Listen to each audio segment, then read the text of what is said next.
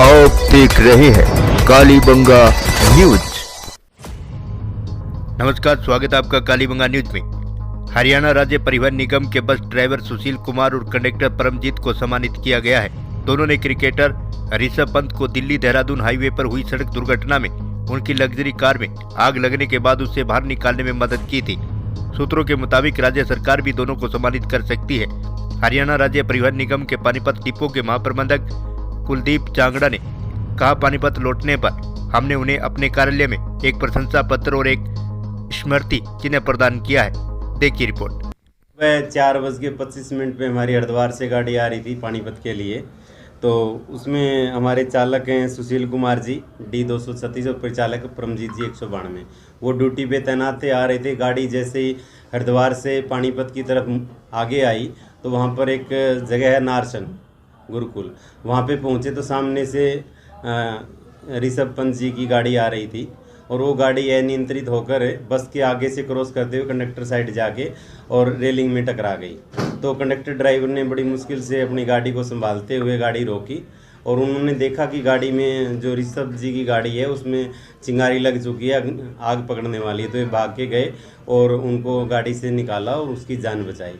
उसी उपलक्ष्य में आज जैसे ही हमें पता लगा तो हमने चालक परिचालक को कार्यालय में बुलाया है और उसको हमने सम्मानित किया है उनको। और वो इन्होंने अपने कर्तव्य धर्म के साथ साथ एक उत्कृष्ट मानवता का कार्य करा है, तो एक बहुत ही सराहनीय कार्य है। देखा दूर से मैंने नजर आया 400-500 मीटर, क्योंकि मेरा कनेक्टर परमजीत भी मेरे आगे बैठा था कनेक्टर सीट पे, क्योंकि इसका हमें बहुत फायदा होता है कनेक्टर का। कनेक्टर एक दूसरी ड्राइविंग करता है, तो इसने मैं बोला परमजीत ये एक्सीडेंट होगा होगा होगा। इसने भी देखा क्योंकि लाइट डगमा रहा है, कभी साइड तक नहीं हुआ था एक्सीडेंट। नहीं, तब तो दूर से आ रही थी ना, वो अंदाजा दूर से लगा लिया था हमने। जैसे ही वो 100 मीटर के आसपास आई, वो सीधी रेलिंग कूदी हमारी तरफ। 2 रेलिंग वो तोड़ी उसने, पोल तोड़ा, जो पोल का लगा उसका पिछला सा पोल दिल्ली की साइड में पड़ गया। उसने 4 पलटे खाए, ऐसे गाड़ी ने पलटे खाए हैं। वो आपको वहां सीसीटीवी लग रहे हैं, उसके आधार पर देखा है सभी ने। वो जैसे सीधी होकर बस की तरफ हुई ना, बस हाथ पैर फूल गए जी। पत्रकार साहब, हमें नहीं समझ में आकर मैंने देखा कि भाई सूझबूझ से काम भी लेना पड़ता है किसी टाइम, क्योंकि हाँ बस में भी एक लेडीज बैठी थी, वो चिल्लाने लगी थी 2 नंबर सीट पे। मैंने तुरंत देखा, मैं ये कनेक्टर साइड में जा रही, मैंने तुरंत झटका मारा। स्पीड तो वही थी 40 की, स्पीड नहीं कम हुई थी, क्योंकि सेकंडों के हिसाब में समझ नहीं पाते क्या करना क्या है। कनेक्टर साइड से ड्राइवर साइड में करी, थोड़ा रास्ता हो गया, वो कनेक्टर साइड से निकली और गाड़ी इस रोड पर आ चुकी थी। जी दूसरी सड़क पे। जैसे ये मैंने देखा साइड में, मैंने देखा भाई मेरी बस का तो नहीं टकराई है, मेरी बस से निकल चुकी थी वो। अरे वो आगे टकरा के ऐसे घूम गई थी गाड़ी। मैंने तुरंत यहाँ से, जैसे जीएम साहब बैठे इतनी दूर पे ब्रेक लगा दिए बिल्कुल गाड़ी। मैं बोला परमजीत जल्दी, मैं ड्राइवर साइड से कूदा, परमजीत कनेक्टर साइड से कूदा। जल्दी से जाकर हमने देखा वो भाई गाड़ी के पर खर्चे उठे थे, डिग्गी से थोड़ी थोड़ी आग निकलने शुरू हो गई थी। मैं भैया तो आधा लग रहा। अब जैसे हमने हाथ लगा के परमजीत ने सारा लेकर, हमने वो जब तक सवारी नहीं आई थी कोई भी, हम कहते कोई सवारी आई थी, तीसरा पर्सन नहीं था वहां पे, क्योंकि हम तो इतनी स्पीड से उतर के आए थे दोनों की। भगवान ने पता नहीं क्या शक्ति दी, क्या दिया, वे क्या करना है। तो हम घिसरा, देखो जी हमने कुछ उसको चोटें भी आई बेचारे के, घिसरा के ले गए। हमें सोचा ये एक्सपायर हो चुका है, पहले इसको निकाल कर फिर अंदर देखना कोई बच्चा तो नहीं है, बुजुर्ग तो नहीं है, कोई लेडीज तो नहीं है।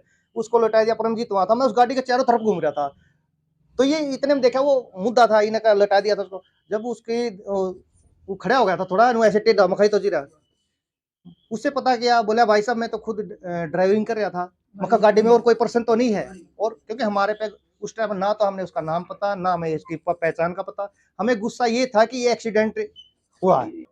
तो सामने से 300-350 मीटर की दूरी से लाइटें डगमगाती हुई आ रही थी, यानी नियंत्रित होती हुई आ रही थी। ये नहीं पता था गाड़ी है, टेम्पो है, ट्रक है, क्या है। तो कुछ ही सेकंड के बाद गाड़ी नज़दीक आके रेलिंग से टकरा के इधर हमारे वाली साइड में कूद गई वो, जहाँ से हम पानीपत के लिए जा रहे थे। दोनों रेलिंग तोड़ के इधर कूद गई। कूदने के बाद सर अपसेट हो गया मैं थोड़ा सा। कोई बात नहीं, आराम से रिलैक्स हो, कोई इतना कुछ वो नहीं है। वो गाड़ी रेलिंग तोड़ के हमारी तरफ कूदी, उसने 2-3-4 पलटे खाए। तो पलटे खाने के बाद सुशील ने गाड़ी ड्राइवर साइड की तरफ दबा दी। दबाने के बाद वो कनेक्टर साइड से बिल्कुल बराबर से निकल गई। बराबर से निकल के वो रेलिंग तोड़ते हुए, जो दिल्ली की तरफ रास्ता जाता उधर वाली रेलिंग तोड़ते हुए वो आगे चली गई। आगे जाके उसका मतलब फेस इधर हो गया, दिल्ली की तरफ हो गया। दिल्ली की तरफ हो गया तो सुशील ने गाड़ी रोकी रखी थी, तो हम दोनों भाग गए, ये अपनी तरफ से भाग गया, मैं अपनी तरफ से भाग गया। देखा हमने दोनों ने जाके, गाड़ी की डिग्गी से आग निकलनी शुरू हो चुकी थी। गाड़ी की डिग्गी से आग निकलनी जैसे ही शुरू हुई, देखा हमने भाई आदमी बाहर निकला हुआ, कुछ बाहर है कुछ अंदर है। हमने दोनों ने हिम्मत करके उसको बाहर खींच लिया। खींच के हमने जो 2 रोड के बीच में डिवाइडर होता है ना, उसके बीच में हमने छाती के बल लेटा दिया उसको। जो उसके पीछे चोटें लगी हुई थी, इसलिए भाई हमने तो ये था भाई वो डेड है, कोई मतलब ना ही हमने उसकी नब्ज चेक करी थी, यही था मन में, यही था भाई डेड है। तो मैंने जल्दी से सुशील को बोला, सुशील दूसरी गाड़ी में दूसरे आदमी को देख, कभी कोई गाड़ी में आदमी नहीं फंसा हो। तो इसने निकालने के बाद वो थोड़ा कॉन्शियस हो गया, होश में आ गया। वो बोला नहीं नहीं गाड़ी में कोई नहीं है। हमने उससे पूछा भाई ड्राइविंग कौन कर रहा था, कितने आदमी है गाड़ी में? बोला मैं अकेला ही हूँ गाड़ी में, ड्राइविंग नहीं कर रहा था, कोई दूसरा आदमी गाड़ी में नहीं था। तो मैंने उससे पूछा भाई कौन है तू, कहाँ से आया है? वो बोला मैं ऋषभ पंत हूँ, इंडियन क्रिकेट टीम का खिलाड़ी हूँ। तो तुरंत मैंने एक सवारी से चादर ली, उसको वापस मतलब उसका लपेटा चादर में, और मैंने उठाने की कोशिश की। तो मेरे से अकेले से तो उठा नहीं वो, मैंने सुशील को आवाज़ देकर बुलाया, पोल उठाने के लिए गया हुआ था। 2-3 सवारी और थी, उनको लगाया साथ में।